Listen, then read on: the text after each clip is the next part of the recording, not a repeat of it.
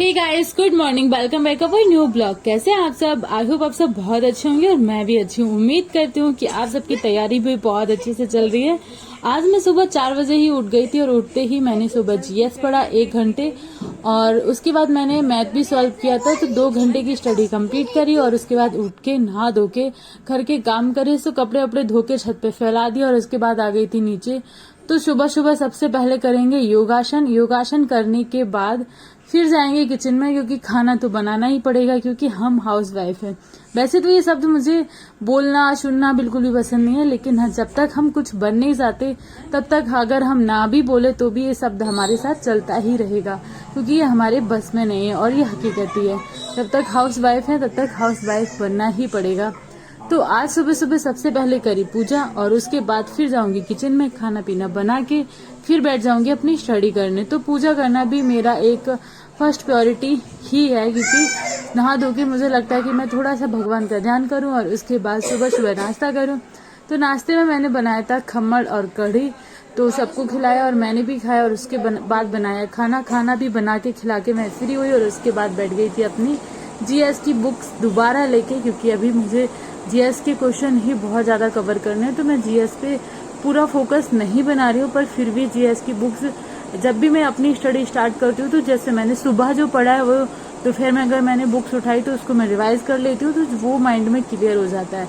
और अक्सर होता है क्या कि हम कोई भी क्वेश्चन पढ़ते हैं उस टाइम तो हमें लगता है कि हमें याद हो गया और उसके बाद हम भूल जाते हैं, क्योंकि हर चीज को ना रिवाइज की जरूरत होती है।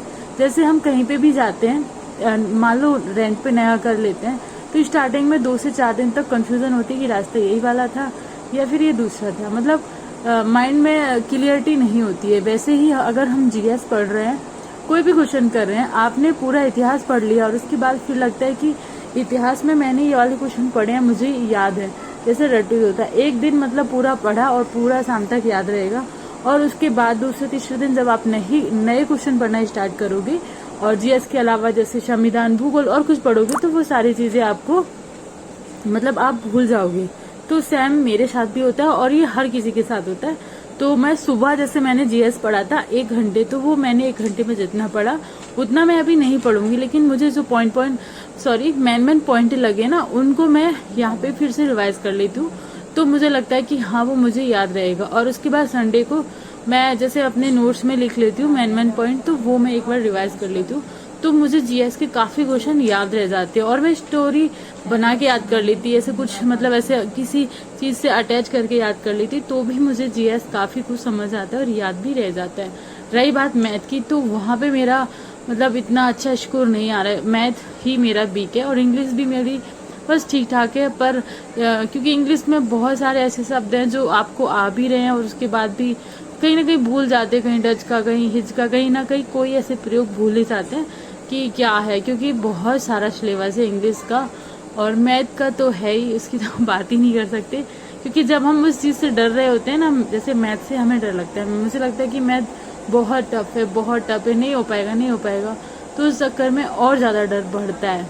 जैसे मैंने कल बताया था, कल वाली वीडियो में, कि मतलब जिस चीज से हम डरते हैं ना, तो और वो हमारे अंदर ना हावी हो जाता है और वो डर बढ़ता ही जाता है। वैसे ही मेरा मैथ के साथ है कि मुझे ना वो डर सा लगता है मैथ खोलते ही ऐसा लगता है कि ये हमसे नहीं होगा।